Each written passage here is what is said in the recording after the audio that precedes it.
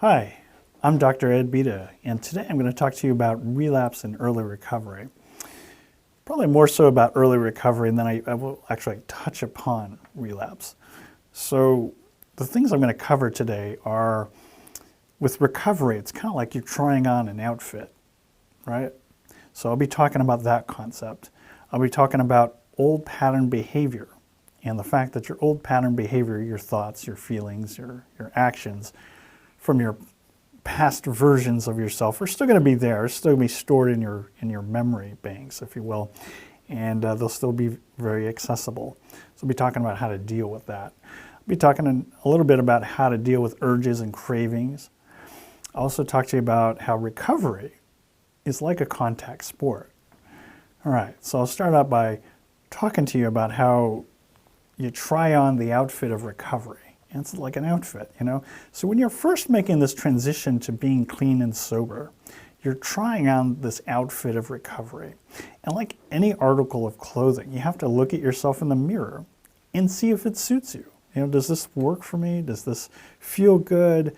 Do I like it? Does it feel right? Does it make me look good? Does it make me feel good? You know?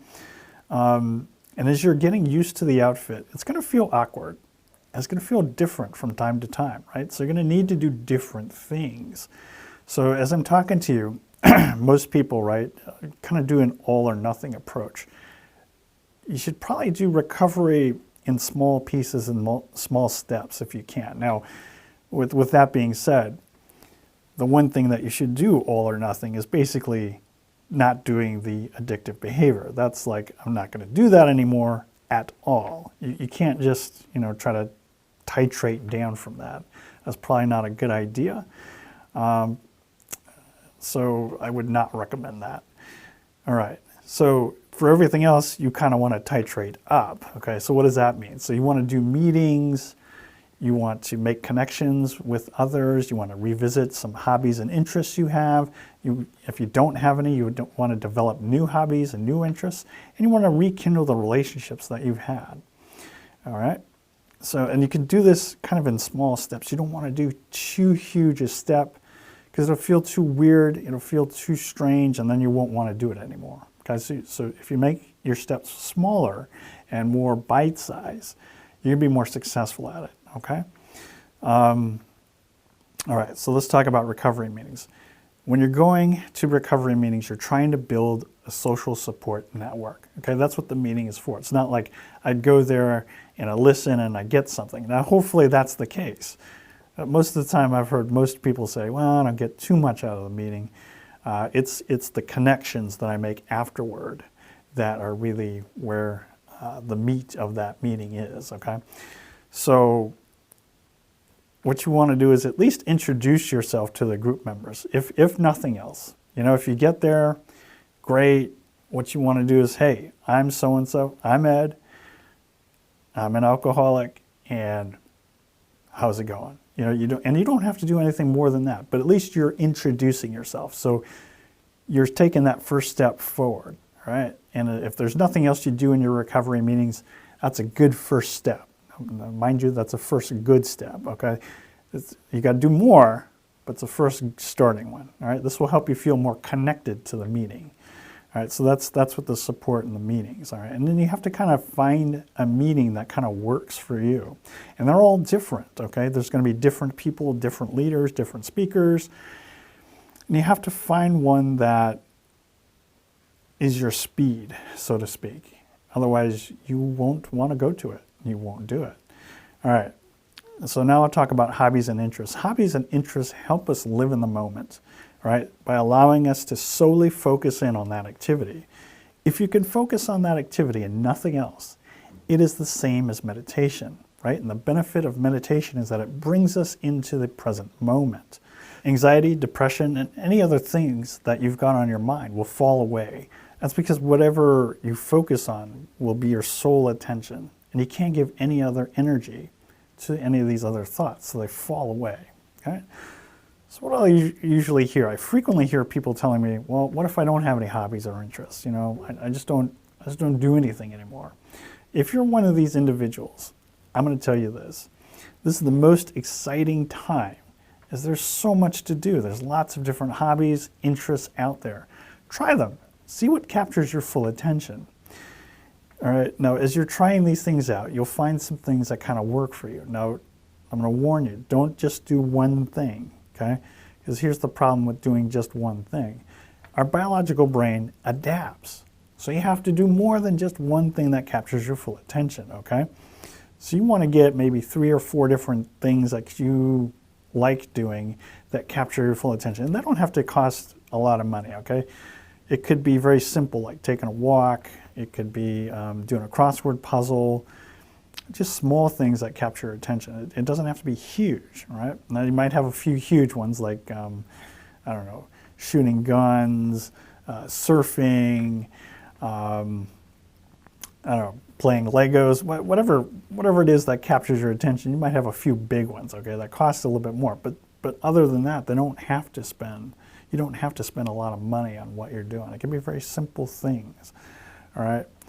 So the reason I say you have to have more than one is we adapt. And so what will happen is maybe you're not feeling good one day, you're anxious, depressed, or you've got addiction on your mind, and you want to try to distract yourself. Well, sometimes your go-to, whatever that is, you may find yourself, oh, I'm not really into it, and I don't feel like doing it. So now if you only had one thing, you'd be stuck about doing one thing, okay? So you want to be able to have flexibility.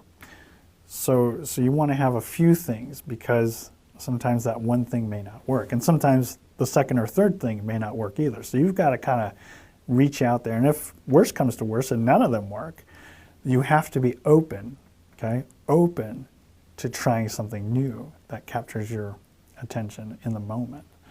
All right. So that's what I'm talking about when I'm talking about your interests and your hobbies, okay?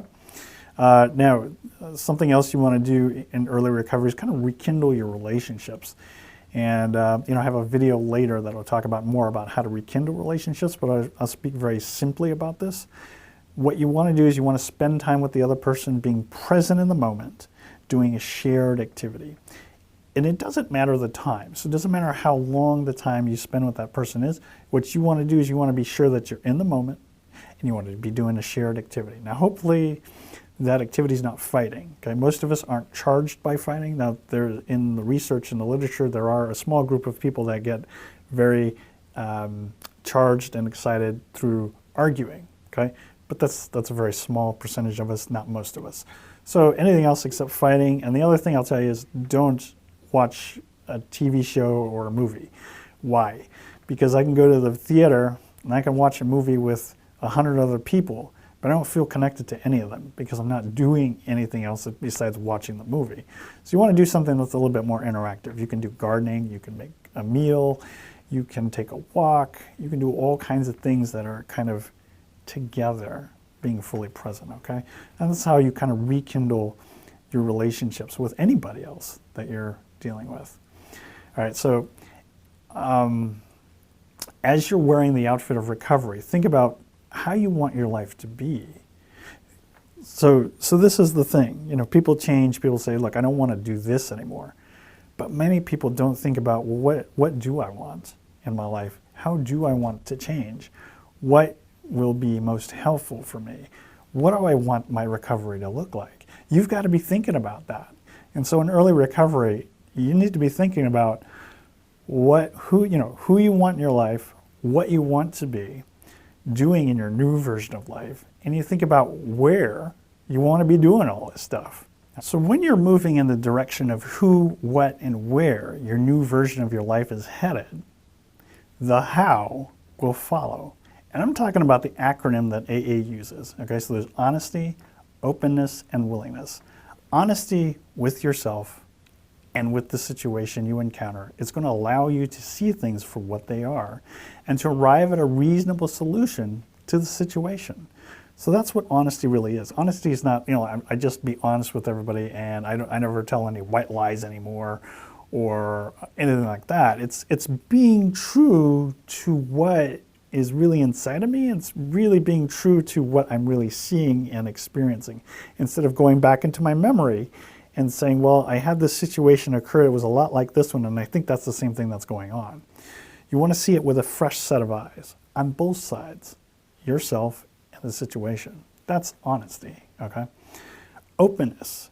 This allows a person to consider other options available to you in the moment and to go beyond your old pattern of thoughts, feelings, and behavior. And you're going to create and establish new patterns of thoughts, feeling, and behavior with that. Okay, so that's openness. I have to be open to seeing that there's something else I can do about this rather than doing the same old things.